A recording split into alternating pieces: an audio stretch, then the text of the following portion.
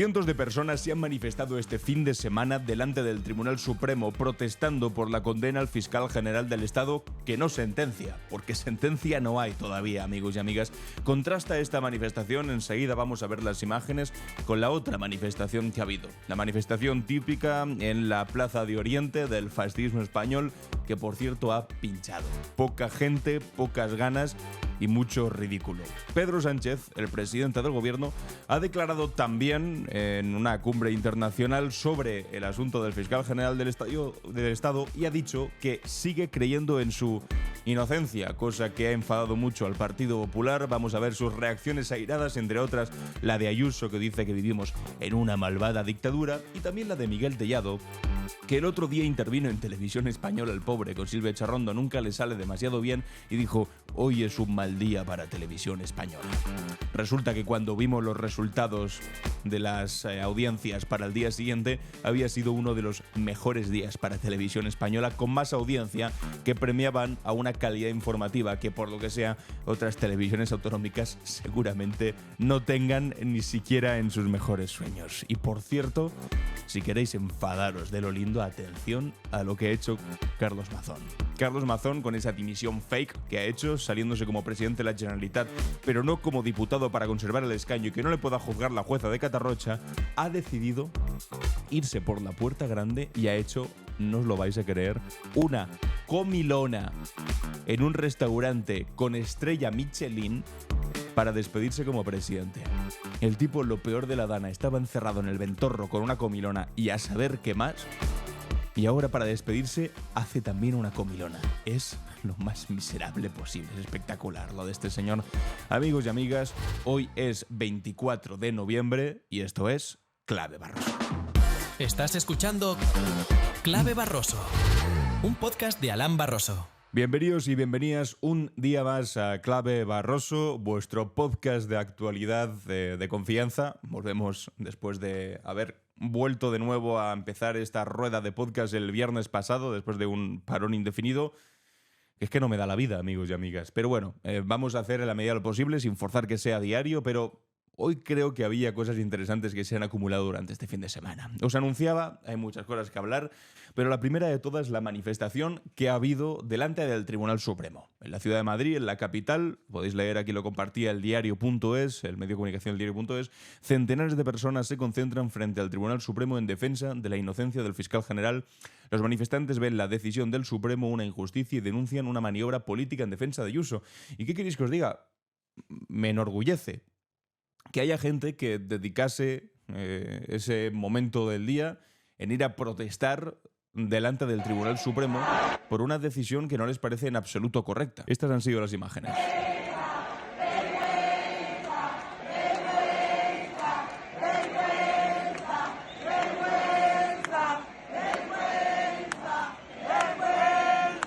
Por supuesto, no son las imágenes más multitudinarias que hayamos visto nunca, pero cuidado. Estaban gritando aquí, coreando cosas como "es inocente", refiriéndose al fiscal general del Estado. ¡Es inocente! ¡Es inocente! Y me parece llamativo, me parece representativo del momento en el que estamos, en el que una decisión judicial de estas características suscite tanta polémica y movilización. También cantaban "Ayuso dimisión, Ayuso dimisión". Y manos arriba, esto es un atraco, porque no seamos ingenuos. Todos sabemos desde el primer momento, al menos los que estáis aquí probablemente lo sepáis, pero hace falta repetirlo todas las veces que podamos, que todo este asunto del fiscal general del Estado se inaugura con un fraude fiscal del novio de Ayuso después de haber cobrado 2 millones de euros en lo peor de la pandemia por comisiones de mascarillas. Todo lo que viene después es un añadido, o digámoslo de otra manera, una cortina de humo brutalmente exitosa por parte de Miguel Ángel Rodríguez para que se hable de una supuesta filtración del fiscal general del Estado en lugar de un cobro de comisiones de 2 millones de euros en lo peor de la pandemia y después un fraude fiscal de 350.000 euros que intentó ser tapado por el gobierno de la Comunidad de Madrid. Pero han conseguido, como siempre, que ellos se acaben yendo de rositas y que quien acabe pagando el pato sean otros. En un caso fue Pablo Casado, ahora es el fiscal general del Estado, pero bueno, ha habido una movilización, no digamos masiva, porque han sido unos cientos de personas ante el Tribunal Supremo. Tampoco se esperaba una movilización masiva, pero por lo menos sí que se ha sentido el descontento, un descontento compartido por mucha gente que no ha estado ahí en ese momento. Que, os advertía antes, si lo comparamos con lo que ha pasado en la Plaza de Oriente, pues bueno, la cosa es bastante, digamos, sangrante la comparación. Los franquistas pinchan en la Plaza de Oriente, unas 50 personas defienden la dictadura y critican la ley de memoria. Este es el vídeo, amigos y amigas. Podemos ver una asistencia bastante escasa, Plaza de Oriente, otrora espacio de reunión de toda la fauna franquista de este país, en la que no levantaban precisamente la mano para pedir taxis. Por nuestra empresa en común, por la causa nacional, por nuestras familias, en fin, por nuestra soberanía y por el imperio hacia Dios. Camaradas, amigos. Banderas de la falange, banderas de la dictadura. Brazos en alto. La imagen, si me permitís, es bastante ridícula, es bastante pocha, ¿eh? 4 personas mal ataviadas. Algunos dirán, había pocos en el Tribunal Supremo. Bueno, comparémoslas con las que había en la Plaza de Oriente, levantando el brazo con banderas del pollo, haciendo el ridículo, insisto, no pidiendo taxis precisamente. Que también esto se complementa con las imágenes que vimos el pasado 20 de noviembre, 50 aniversario de la muerte de la mayor rata que ha vivido en este país, del mayor asesino de españoles, Francisco Franco, que fue esto. Un canto además del cara al sol, bastante desangelado, digamos, por ser amable. Y no pretendo ser amable, ¿qué carajo voy a decir? Haciendo el maldito ridículo. Bastante cutre.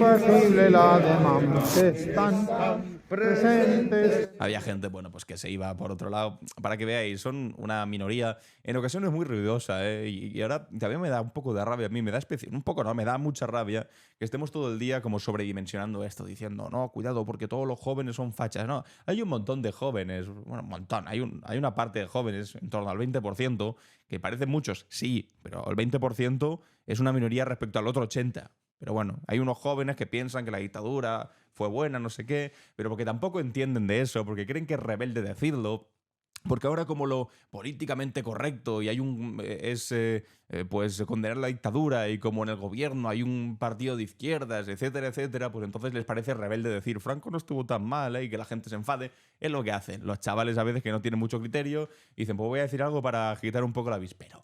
Pero no es verdad que el franquismo esté más vivo que nunca. Hay movimientos fachas, sí. Hay movimientos neonazis que sacan unas cuantas miles de personas a la calle, sí. Pero no les demos más fuerza de la que realmente tienen. Porque lo que quieren es pues ese impacto mediático y que después estén todas las televisiones diciendo con Franco no sé qué, a los jóvenes les gusta Franco, tal. Es mentira, a los jóvenes no les gusta Franco. Así que no les gusta Franco ni a los que bueno, sobre todo, tal vez a los que vivieron el franquismo. Porque ya veis, entre esta gente, que era gente más bien mayor, eran 4 gatos. Era bastante ridículo. Por eso digo, no los sobredimensionemos. Pero bueno, volviendo a lo del fiscal general del Estado, vamos a escuchar qué ha dicho Pedro Sánchez, porque como os decía, ha comparecido y ha dicho: creo en la inocencia, en el G20 en Sudáfrica, creo en la inocencia del fiscal general del Estado. Enseguida escuchamos el vídeo, pero antes os tengo que animar a, si queréis que este podcast se siga produciendo y que sigamos haciendo estos vídeos, podéis entrar a apoyar, si os gusta, en esbuenaventura.es/apoya. Tenéis por aquí el enlace donde podéis entrar a la página web esbuenaventura.es/apoya y tendréis acceso así al canal de Telegram, donde os podremos enviar preguntas, donde podéis participar en el chat de comunidad, donde podéis mandar vuestros audios para que al final del vídeo, como vamos a empezar a hacer ahora, aparezcan vuestras preguntas en audio y podamos contestarlas y hablar con la comunidad. Y sobre todo, el próximo jueves, el jueves 27, vamos a hacer el primer directo solo para suscriptores de Buenaventura. Así que ya sabéis, si simplemente os gusta este proyecto y queréis apoyarlo, permitir que se siga desarrollando, entrad en esbuenaventura.es/apoya. Y ahora vamos a seguir apoyando. A ver qué es lo que ocurre en este país con el fiscal general del Estado. Escuchemos a Pedro Sánchez sobre la condena de Álvaro García Ortiz. Sobre el fiscal general, ha habido distintos pronunciamientos por parte de miembros del Gobierno de España. Miren, nosotros respetamos las sentencias del Tribunal Supremo. A mí no me habrán escuchado nunca decir, como han dicho otros partidos políticos, que vamos a controlar la sala segunda, que es la sala de lo penal del Tribunal Supremo, por la puerta de atrás. Lo dijo Ignacio Cosidó del PP. Nosotros respetamos senador. Las sentencias del Tribunal Supremo, como no puede ser de otra manera, las acatamos, pero en una sociedad democrática como la que vive España, desde luego podemos manifestar nuestra discrepancia sobre la orientación de esta sentencia. Y yo la manifiesto. Y la manifiesto porque creo en la inocencia del fiscal general del Estado.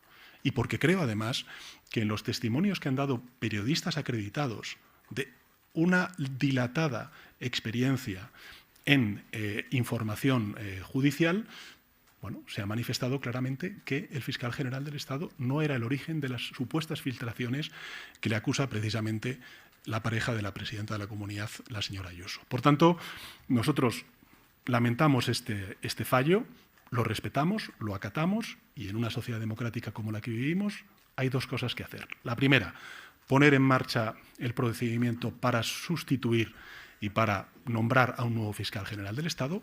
Y Si van a nombrar uno nuevo, pues, que ahora yo creo que deberían nombrar uno todavía más rojo para que le fastidie. Pues hay otras instancias jurisdiccionales en las que, entiendo, pues se tendrá también que dirimir algunos de los aspectos una vez se conozca el contenido de esta sentencia, que a lo mejor puedan ser controvertidos y que tengan que ser también dirimidos por estas instancias. Pero hablar de otras cuestiones, como usted ha planteado, pues desde luego yo creo que ahora mismo no tienen ningún sentido. Bueno, importante la parte en la que decía, cuando salga la sentencia. Sí, efectivamente, que recordémoslo una vez más, no hay sentencia. Hay decisión. Hay titulares, bueno, sí hay titulares. Y hay horas de tertulia en las televisiones diciendo, fíjate, el fiscal general del Estado ha sido condenado, es un delincuente. Feijóo diciendo, agarraos este miércoles, es la sesión de control que va a haber en el Congreso de los Diputados. Feijóo diciendo, es un delincuente, ¿ves cómo es un delincuente? Y lo ha puesto Sánchez y tienen que dividir todos, que se vayan a elecciones, bla, bla, bla. Lo que no dicen es que no hay sentencia. Lo que no dicen es que esto es altamente irregular. Lo que no dicen es que esto es una maldita locura. Y ahora dirán, y ahora Pedro Sánchez además dice que sigue creyendo la inocencia del fiscal general del Estado, yendo contra el Tribunal Supremo y su legitimidad. Pero vamos a ver. Y esto se lo tenéis que decir a cada persona que os digan, ¿cómo critican a la justicia? Bueno, para empezar, quien criticó a la justicia fue, me acuerdo, Ayuso, cuando el mismo Tribunal Supremo dijo que se podía llamar defraudador confeso a su novio. Y dijo, bueno, pues ya está. La difamación está permitida en España. En fin, amiga, no, lo que me parece que está permitido en España es defraudar y que te vayas de rositas. Pero a continuación, ¿cómo no se va a poder criticar un poder del Estado? ¿Cómo no? Vivimos en un Estado de Derecho. Un Estado de Derecho que se compone por tres poderes. El poder ejecutivo, el gobierno, el poder legislativo, las Cortes Generales, Congreso y Senado y el poder judicial. Entre esos tres poderes se controlan entre ellos. El Poder Judicial controla lo que hacen los poderes ejecutivo y legislativo, el legislativo controla lo que hace el ejecutivo y el Poder Judicial porque redacta las leyes que aplica, el ejecutivo. En fin, en la historia de siempre, el liberalismo más clásico en el que vivimos instalados, amigos y amigas. Y ahora cuando de repente ese cuarto poder, que podemos decir que es más o menos la ciudadanía o el periodismo más redes sociales, más ciudadanía, en fin. Cuando ese cuarto poder critica al primer poder, al ejecutivo, no hay problema. Cuando critica a las Cortes Generales, no hay problema. Cuando critica a los jueces, ¡oh, no! ¡No puede ser! Que además no es crítica a los jueces así en general, porque dice, insultan a los jueces. Nadie insulta a los jueces. Es como si tú criticas a Pedro Sánchez mañana, dicen, insultan a la institución de gobierno de este país. No, insultan concretamente.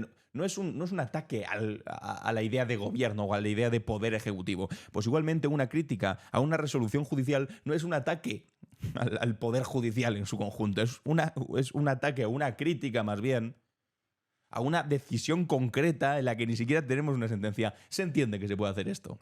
Bueno, algunos no lo entienden. Algunos de dura cabeza, como Miguel Tellado, que el otro día aparecía en Televisión Española y decía respeto al poder judicial y a la separación de poderes. En fin, hay que ser mediocre. Decía esto delante de Silvia Cherrón. Es un hecho sin precedentes, condena firme del Tribunal Supremo al Estaban salivando, fiscal general del Estado. No tiene precedentes en nuestra democracia. No, la verdad que no. Y es una gravedad brutal. Sí, es una gravedad, pero no por lo que tú crees, Miguel. Tremenda. Nunca un fiscal general del Estado imputado debió mantenerse en el cargo, ni el gobierno permitirlo. Y por lo tanto, aquí estamos ante una responsabilidad judicial y también ante una responsabilidad política del que lo ha nombrado y del que lo ha mantenido. Como veis, del que ha tratado a lo largo... Su intención siempre era ir contra el presidente del gobierno, contra... Y bueno, después hablaba de Televisión Española. Que ningún demócrata puede mantener. En el que y eso decía... es muy grave, especialmente... Que hoy iba a ser... Como se utiliza la televisión pública que pagamos todos los españoles para atacar al Poder Judicial. Bueno, la televisión pública también ataca al Poder Judicial, así en general, al Poder Judicial. En fin, Miguel, Decía, hoy ha sido un día muy malo para Televisión Española. Es curioso, compartí aquí este usuario de Twitter, Nap, decía, Tellado, sé que hoy es un día difícil para Radio Televisión Española. Y pone, el día difícil. Atención, ¿eh? Porque si esto es un día difícil, ojalá todos tengáis días difíciles de estas características. Telediario matinal consiguió una audiencia del 20%. Del 20%. Y toda la gente que está viendo la televisión, el 20% vio el telediario matinal en la televisión pública. La hora de la 1, Silvia Echorrondo, cuando decía que debía ser un día muy malo, sacó el 21,5%. 21%. Mañaneros, líder también con el 16%. Es decir, de toda la televisión, de todo lo que estaba haciendo en ese momento en televisión, era lo más consumido. La hora de la 1, Mañaneros con Javier Ruiz, después Directo al Grano sacó un 11,6% y Malas Lenguas con Cinturón un 12,5%. Si esto es un mal día, Tellado, si esto es un mal día, o más quisieras tú tener un mal día en el Partido Popular. Mal día para los españoles el que te pusieron a ti de secretario general. Porque utilizas la cabeza para investir, pero desde luego no para pensar. Pero a nivel de audiencias, yo sé que le encantaría que fuese diferente, que eso en vez de la hora de la 1 hubiese sido, pues yo qué sé, Ana Rosa, o que hubiese sido Telemadrid de Ayuso, lo que funcionara. Pero por mucho que repitiese, no, es que la televisión pública está manipulando para no sé qué. Si la televisión pública manipulase, como hace alguna televisión pública, como hace, por ejemplo, Telemadrid de Teleayuso, lo que haría la gente que es inteligente sería no verlo. No verlo. No te vas a tragar un mierdón. Que te están además presentando una tertulia a la que te dice, mire, tertulia plural. A un lado tenemos a la derecha con la extrema derecha y al otro lado tenemos a la ultraderecha con la extremísima derecha y aquí estoy yo, el moderador que soy todavía más de derecha. O sea, eso la gente lo ve y no es boba y dice, bueno, pues paso de ver esto. Y deciden ver Televisión Española porque ahí, amigos, pues se sienten de alguna manera respetados, cosa que parece ser que es imposible sentirte en otra televisión pública autonómica como Telemadrid, y ahí están los datos. Amigos y amigas, que por cierto, quería también destacar esto, lo ha compartido antes la cadena SER, el Supremo rechazó de plano una querella por revelación de secretos, atención a esto, idéntica a la del novio Ayuso. Una resolución del Alto Tribunal firmada por Manuel Marchena, también por Marchena, Antonio del Molar y Cándido Conde Pumpido, desestimó una querella contra el ministro Morenés, claro, en este caso una del Partido Socialista, por emitir una nota de prensa en la que revelaba datos personales del denunciante. El Supremo concluyó que ningún secreto se desvela si ya había sido publicado por los medios de comunicación y defendió la libertad de información y el derecho de la sociedad a estar informado. Tócate las narices. O sea, me estás diciendo que es que esta es una causa, vamos, clavada. Un ministro, altísima responsabilidad política e institucional, resulta que comparte una nota en la que aparecen datos que habían sido previamente desvelados, es decir, lo mismo que aquí, una nota de prensa en la que aparece algún dato, que ahora dicen que igual es por eso, que como no hay sentencia no sabemos, que aparecen unos datos del novio Ayuso que no habían sido desvelados. Bueno, pues en este caso se sentó jurisprudencia en el Tribunal Supremo y dicen que ningún secreto se desvela si ya ha sido publicado. ¿Había sido publicado? Sí. ¿Quién había difundido antes los correos electrónicos entre Fiscalía y novio de Ayuso? Había sido el novio de Ayuso, había sido Miguel Ángel Rodríguez. Se habían publicado en medios de comunicación como El Mundo. Lo que pasa es que ahora vienen y te dicen, no, esto me ha revelado los secretos. No, tú mismo habías revelado. Lo que pasa es que si tú revelas te parece bien, si el otro revela para contestar una revelación previa que tú has hecho, entonces es lo peorcito del mundo. Que además es que tampoco han conseguido demostrar que haya sido el fiscal general del Estado quien lo ha revelado. Pero bueno, en fin, para que veáis que hay determinadas jurisprudencias que aquí no te sirven. Y Ayuso, por supuesto, salió, esto fue del viernes pasado, y dice... El 20N de 2025 pasará a ser un día histórico para la democracia española. La justicia ha condenado a un fiscal general del Estado por cometer un delito con el único objetivo de atacar y dañar a un adversario político. Bueno, es alucinante. Estos hechos y ahora, lo de siempre, propios de una dictadura. Por eso se trata de un día importantísimo. Propios de una dictadura. Decía su novio, es que nunca hablan de su novio, es que no lo dice. Por lo que sea, lo dejan en segundo plano. Es como si lo del fiscal general del Estado ya ha sido un tropiezo propio. Un fiscal Juan Palomo, yo me lo guiso, yo me lo como. El fiscal se lo hizo todo él solo. Todo él solito. Pues no. Todo empieza con un asunto que no decís nunca. Porque te deja muy mala posición, porque deja a tu novio como el defraudador confeso de este reino. ¿Qué decía, acordaos en el juicio? Es que yo ya no sé qué hacer. Si irme de España, si acabar con mi vida, porque he perdido mucho económicamente, es un daño este que... Y al día de antes, el día no 20N, el 19N, se compra el ático en el que vive con Ayuso. Un ático que, por cierto, se lo han dejado baratito, 600.000 euros. Un ático en una buena zona de Madrid, que en cualquier plataforma de compra de vivienda no te baja del 1,5 millones o así. ¿Vale? Se lo han dejado por 600. Curioso. ¿Y Ayuso qué hace? Lo disfruta. ¿Y cómo se ha permitido ese ático? Amigos, si tú cobras 2 millones de euros y lo peor de la pandemia por comisiones, ¿cómo te crees que te compras el resto de cosas los próximos años? Pues con esos 2 millones de euros en comisiones de mascarillas, mientras la gente literalmente se moría, ¿no? ¿No os parece un escándalo que la presidenta de la Comunidad de Madrid viva en un piso que por su sueldo, que no es bajo, que cobra más que el presidente del gobierno, no podría permitirse, pero que sin embargo, como se lo paga un defraudador confeso, sí? Y eso le parece una dictadura. Joder, la dictadura. Es curiosa la dictadura, ¿eh? Cobra tu hermano comisiones, se va Pablo Casado. Cobra tu novio comisiones, se tiene que ir el fiscal general. Curiosa la dictadura en la que vives, ¿eh? ¡Qué opresión, Ayuso! Es una farsa lo de esta gente, es una maldita farsa, es ridículo, es vergonzoso. Pero es lo que hay, amigos. Bienvenidos al Partido Popular. Se lo perdonan todo entre ellos, siempre y cuando el dinero se quede en su casa, por supuesto. Y lo que faltaba, y hablando del Partido Popular, es lo que no faltaba esto. Mazón se despide de la Generalitat con una comida en un restaurante de estrella Michelin con Rovira y otros consellers. Alucina. Que Carlos Mazón le gusta comer bien es público. Escribe aquí el diario.es de la Comunidad Valenciana, y no solo por el polémico ágape con la periodista Maribel Vilaplana en el restaurante El Ventorro de la tarde La Dana. El presidente gastó en su primer año y medio de mandato 36.000 euros en catering. ¿Cómo comes? En año y medio 36.000 euros. Es más que el sueldo de una persona entera durante una... Y en restaurantes como la Marisquería Nou Manolín y el Maestral de Alicante, Abadía de Espí o en el Ateneo Mercantil de Valencia. Y también se dejó más de 850 euros en una comida en el restaurante de 2 estrellas Michelin, La Escaleta de Cosetaina, aunque en esa ocasión pagó el Partido Popular después de un primer cargo a cuenta del erario público. Siguiendo esta tradición, el todavía jefe del Consell ha reunido en otro local de gran prestigio, el restaurante El Chato de la Nucia, en Alicante, aparte de su gobierno, entre quienes se encontraba el controvertido conseller de Educación, José Antonio Rovira, y el titular de Sanidad, Marciano Gómez. Esta comida se produce apenas una semana antes de que se celebre el pleno de investidura de quien debe ser su sucesor al frente de la Generalitat Valenciana. El también alicantino Juan Francisco Pérez Llorca, el que le va a sustituir, secretario general del PP, alcalde de Finestrat y hace apenas unas horas portavoz popular de las Cortes Valencianas. O sea, el tipo tiene un problemón político. Eso sí que es histórico, el problemón político que este tiene ese sinvergüenza, por estar encerrado en un restaurante en El Ventorro mientras morían 229 personas, y para despedirse de su puesto de presidente de la Generalitat lo que vais a hacer otra comilona. Bueno, no seamos ingenuos. La habéis pagado vosotros, la hemos pagado nosotros, la ha pagado el erario público, para despedirse de sus compañeros de gobierno. Es que esto es una cosa. Y al Partido Popular le parecerá bien. Y seguirán insistiendo en que no tienen que convocar elecciones. Que convoque elecciones el perro Sánchez. Mazón no. ¿Por qué tiene que convocar elecciones Mazón? Si lo ha hecho todo bien. Cada vez que abre la boca, ahora hace justo una semana que estuvo compareciendo en el Congreso de los Diputados, acordaos, en la comisión de investigación en la que mintió más que habló.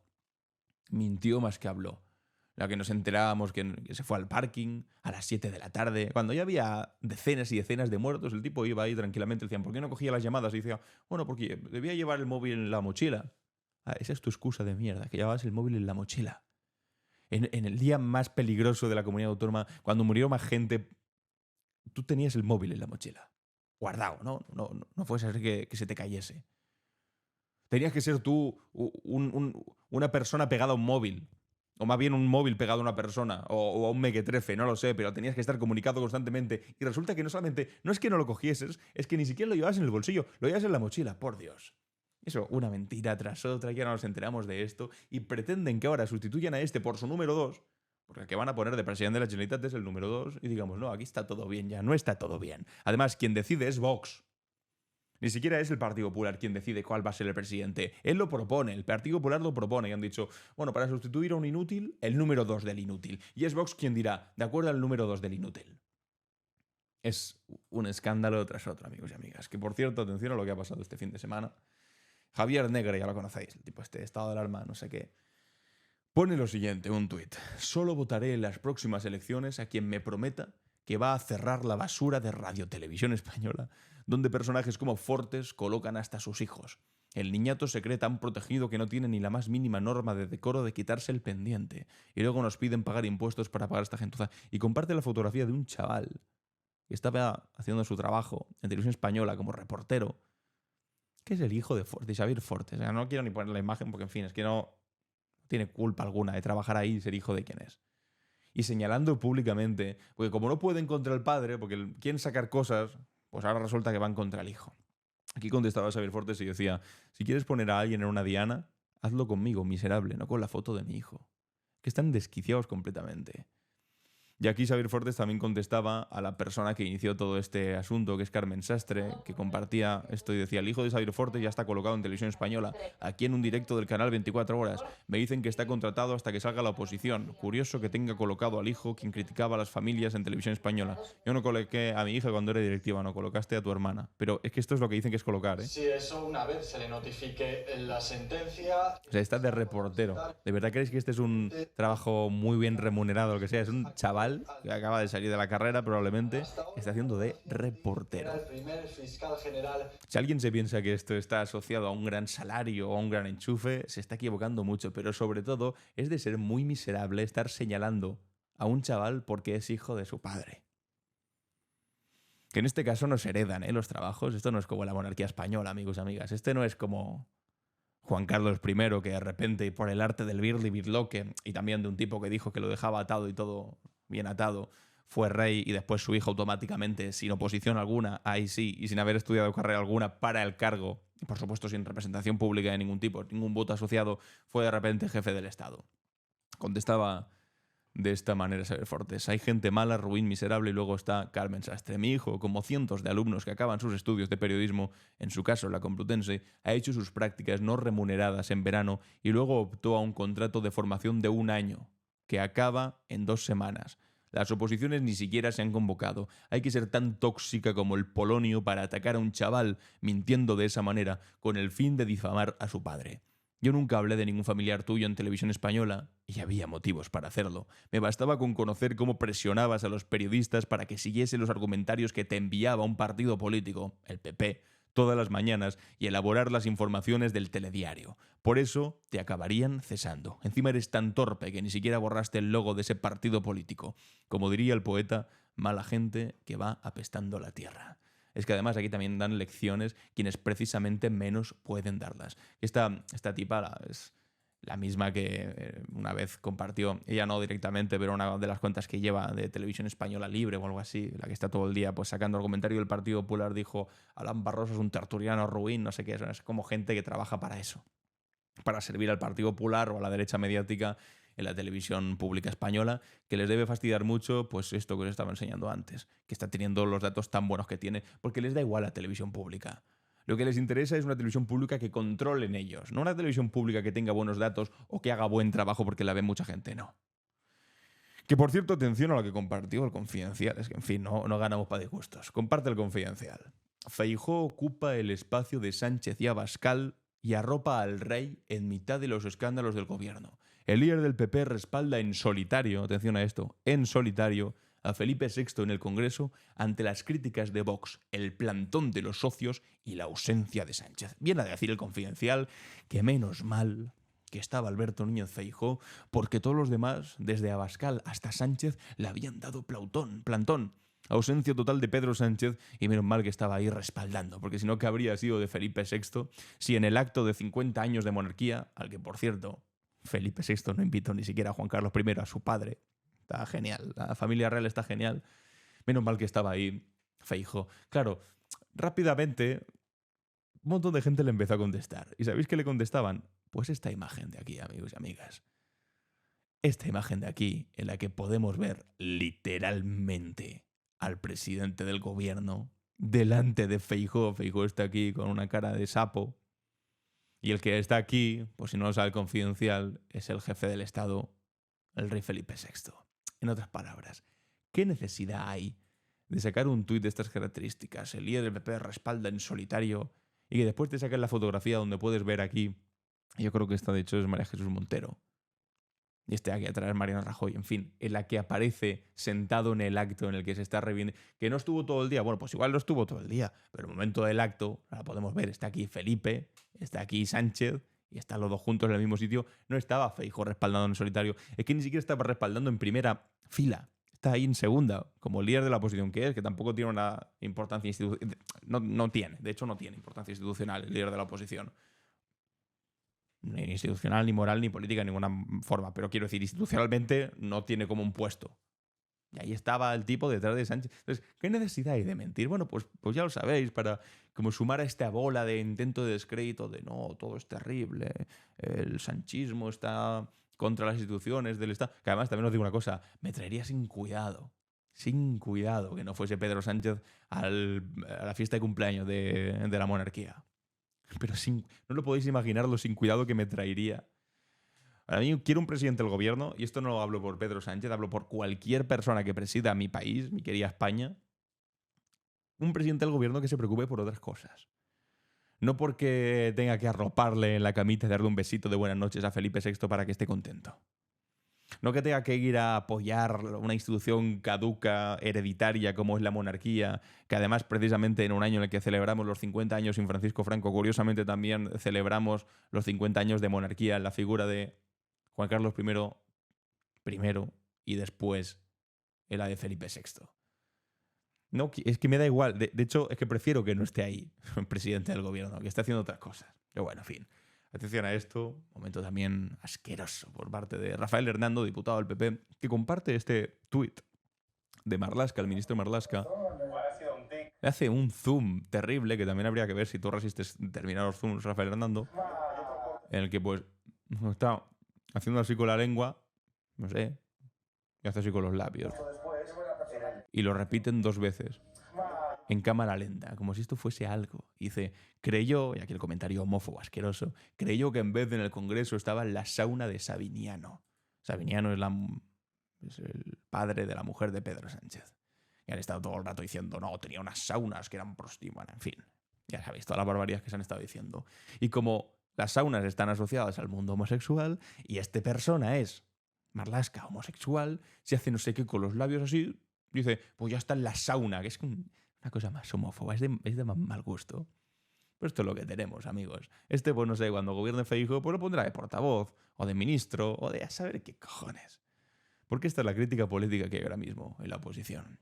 Por cierto, rápidamente a nivel internacional, este fin de semana la policía brasileña ha detenido a Bolsonaro después de que el expresidente haya intentado romper su tollera electrónica que estaba en arresto domiciliario. Ha dicho, no amor, y te detenemos.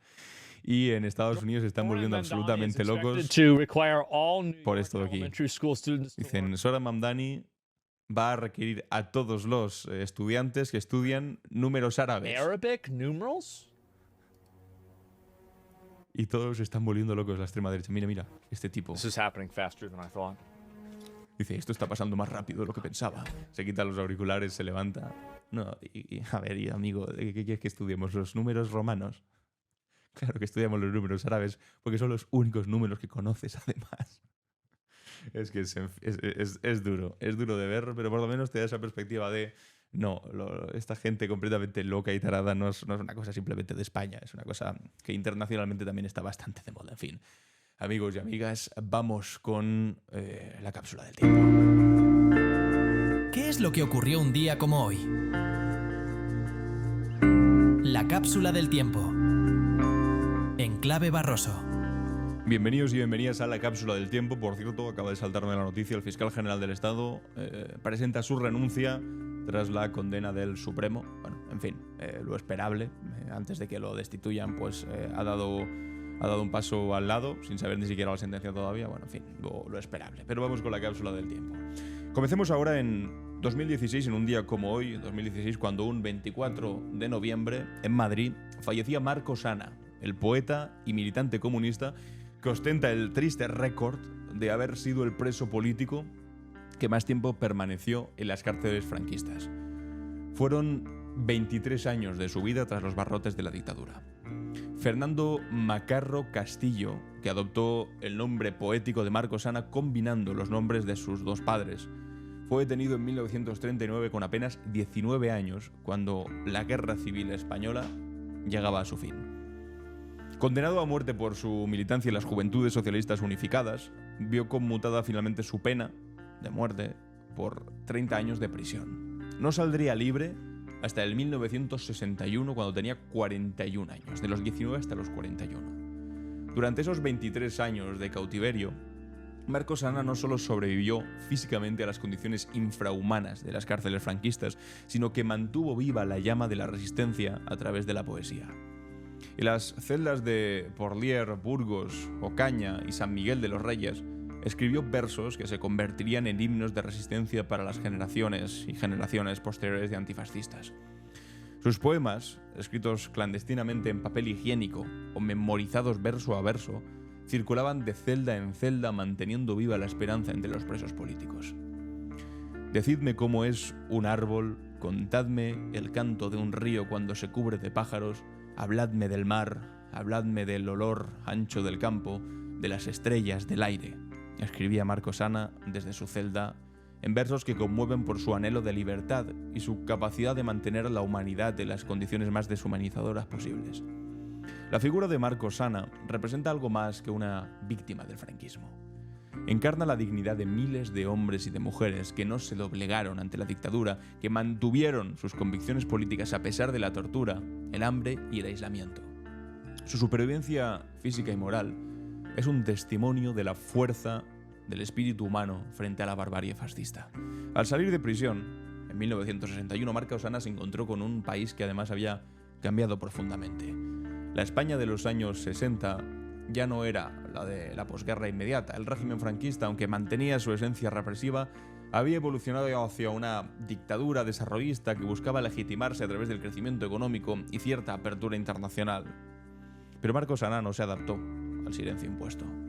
Salió de España, viajó por Europa, por América Latina, denunciando los crímenes del franquismo, convirtiéndose en uno de los rostros más reconocidos del exilio franquista. En París, en Praga, en Moscú, en La Habana y en decenas de ciudades más, Marcos Sana recitaba sus poemas y denunciaba la realidad de la España franquista ante auditorios que muchas veces desconocían la persistencia de la represión en el país ibérico. Su labor fue fundamental para mantener viva la solidaridad internacional con la causa antifranquista cuando el régimen intentaba y se esforzaba por presentar una imagen modernizada y aceptable ante el mundo. Su muerte en el 2016 marcó simbólicamente el fin de una generación, la de aquellos que vivieron en carne propia la guerra civil y la represión franquista, pero su legado trasciende lo testimonial. Marcos Sana representa la importancia de la memoria como acto de resistencia, la necesidad de mantener vivo el recuerdo de las víctimas del fascismo, no solo como un ejercicio nostálgico, sino como una advertencia sobre todo sobre los peligros del autoritarismo. Y ahora retrocedamos hasta 1944, cuando Europa vivía los estertores finales de la Segunda Guerra Mundial, y un día como hoy, 24 de noviembre de ese año, las SS nazis procedieron a destruir sistemáticamente las cámaras de gas del complejo de exterminio de Auschwitz, en Polonia.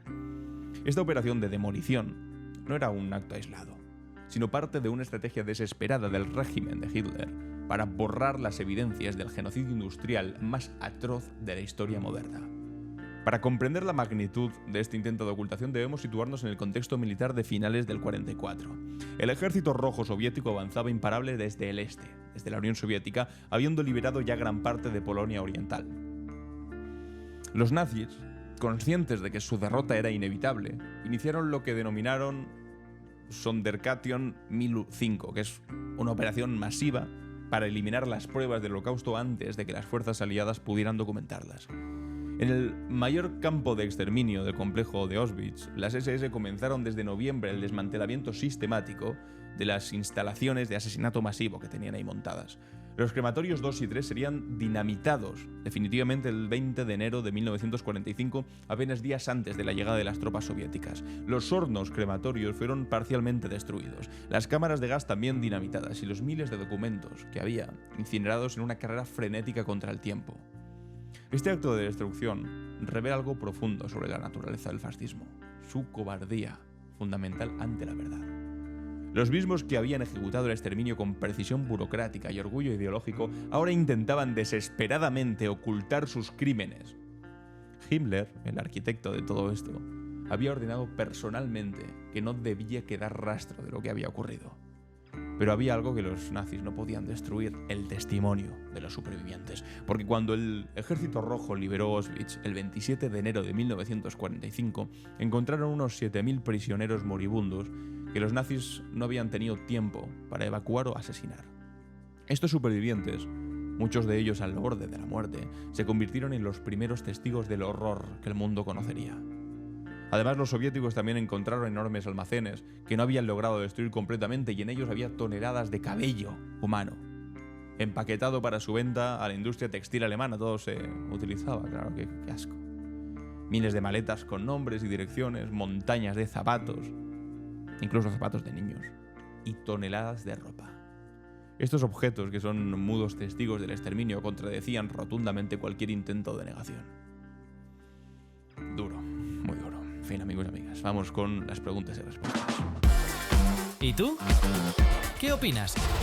En Clave Barroso. Bienvenidos y bienvenidas a ¿Y tú qué opinas?, donde hacéis preguntas o reflexiones y yo las escucho y respondo. Os avisé que íbamos a empezar a establecer una nueva dinámica en la que íbamos a escuchar vuestros audios, de aquellos que sois suscriptores ya de Buenaventura. Somos una comunidad que ya estamos en 300 suscriptores de Buenaventura. Os animo de nuevo, si queréis apoyarnos, entrar en esbuenaventura.es/apoya, y también podréis dejar estos audios. Y vamos a empezar con el primero. Muchas gracias a Bárbara, que ha sido la primera que ha mandado un audio. Vamos a escuchar qué es lo que dice. Hola chicos, ¿qué tal? Bueno, me da la sensación de que una horda de zombies es mucho más fácil de controlar que todo el aluvión de fachas que hay ahora mismo en redes sociales. Y quería preguntaros si lo mejor sería bloquearles y pasar, o si sería mejor enfrentar el problema para que no acaben generando ellos una especie de colmena de bulos sin freno y sin que nadie les pare los pies. Nada, muchas gracias. Muchas gracias a ti, Bárbara. Tiene toda la razón del mundo cuando haces la comparación con una horda de zombies mucho más fácilmente controlable. Y a veces sí que da la sensación y cunde el desánimo cuando tú pones cualquier cosa que sientes que es algo de sentido común en redes sociales y de repente te viene un aluvión de gente. En muchas ocasiones, fijaos, con cuentas sin foto de perfil, con numeritos en el usuario, gente que dices, ¿estos de dónde salen? Bueno, muchas ocasiones gente que son parte de granjas de bots, que lo que intentan es, de alguna manera, edulcorar la conversación pública. Ahora sabemos, y esto nos guste o no nos guste, ocurre de esta manera, que la conversación política se tiene en muchas ocasiones en redes sociales. Antes era televisión, periódicos o incluso en la plaza de tu pueblo se podía hablar de política. Ahora no. La principal conversación política es en redes sociales y de ahí trasciende al resto de espacios. A las conversaciones que tienes con tu familia, lo que se hace en la plaza del pueblo, lo que aparece también en la televisión o medios de comunicación. Entonces algunos listos lo que intentan es meter con toda la potencia que tienen, la potencia que te permite el dinero contante y sonante, meter a mucha gente que tiene capacidad de crear cuentas falsas, esparcir determinados puntos de vista, y entonces simplemente a partir de su respuesta tú, una de dos, o desincentiva que vuelvas a intervenir porque dices, si pongo tal cosa igual me insultan, que eso ya es una victoria para ellos, así que nunca os diría que os achantéis ni os amedrentéis por lo que pongan, porque en muchas ocasiones son gente que es que ni siquiera existe, somos conscientes de eso. Y en segundo lugar, lo que pretenden es guiar la conversación pública. Esto es, cuando no son bots y son personas que de verdad se lo creen, lo que pretenden es que ellos digan una barbaridad y tú tengas que escandalizarte por la barbaridad que han dicho, y de esa manera, como tú respondes a lo que ellos han respondido, entonces de repente se hace grande su posición. ¿Cuál es la mejor posición respecto a eso? Yo personalmente te diría dos cosas. La primera, si a ti te abruma mucho personalmente, a cualquier persona que nos esté escuchando, también os leemos en los comentarios a ver qué pensáis sobre esto. Si os abruma personalmente cuando pones algo de sentido común y te insultan, os digo una cosa, la salud mental y estar a gusto contigo mismo es lo más importante. Hay vida más allá de las redes sociales, hay 1000 maneras de intervenir. Eso por un lado, es decir, que si te genera intranquilidad o mal gusto, pasa completamente. Y haz mejor tu vida, el planeta o tu país por otros vías, porque hay 1000 maneras de hacerlo. En segundo lugar, si eso no te importa mucho y tú sabes y eres consciente de lo que hay por ahí y no te importa seguir contestando e interviniendo en redes sociales, hazlo. Y además con el orgullo de saber que tú te atreves a dar la cara, que tú te atreves a ser una persona que está ahí explicando lo que crees por convicción, y no porque haya unos tipos que desde un centro de datos fake en la India estén poniendo bots a contestar a gente para intentar modificar una conversación pública. Así que, bueno, en fin, muchas gracias a Bárbara por la pregunta. Insisto, si queréis mandar audios podéis entrar en esbuenaventura.es/apoyar, formar parte de la comunidad. Y os animo al resto de suscriptores a que empecéis a mandar audios también, en que empecemos a generar esta conversación. No seáis tímidos. He cogido un par de preguntas más que había en los comentarios del vídeo. Aquí decía NeoZ, con razón bloquean el Consejo General del Poder Judicial. Realmente esto es muy serio. Si han podido hacer esto a ojos de todos, ¿qué no harán a espaldas? Ese es el riesgo. Si han podido con el fiscal general del Estado, ¿qué no van a poder hacer contra ti o contra mí? Eso es lo que de verdad te da pavor. Y aquí SM Rue Alsace dice: si hay jueces corruptos no puede haber justicia. ¿Qué casa de democracia es esta? ¿Se le puede llamar democracia? Pues ahí estamos, sobre todo cuando hemos visto antes el asunto de que el Supremo había rechazado una querella por revelación de secretos que era idéntica a esta y que sin embargo no salió adelante, y esta sí ha salido adelante. Curioso, ¿no? Curioso cuanto menos, amigos y amigas. Para el día de mañana me gustaría que participaseis también, hablando sobre lo que hemos visto de las manifestaciones contra la decisión del Tribunal Supremo, la dimisión del fiscal general del Estado, lo que hemos visto de la televisión española, etcétera. Un poco todo. Os leemos en comentarios y sobre todo en los audios que podéis enviar en los grupos a los que podéis acceder si entráis en esbuenaventura.es/apoya. Muchas gracias por formar parte de este podcast, de verlo día a día, de formar parte de Buenaventura. Cada día somos más. Recordad que el próximo 27 vamos a tener un directo, lo avisaré también para los suscriptores a través del canal de Telegram y correo electrónico. Y muchas gracias por estar aquí, amigos y amigas. Yo soy Alan Barroso, hoy es 24 de noviembre y esto ha sido Clave Barroso.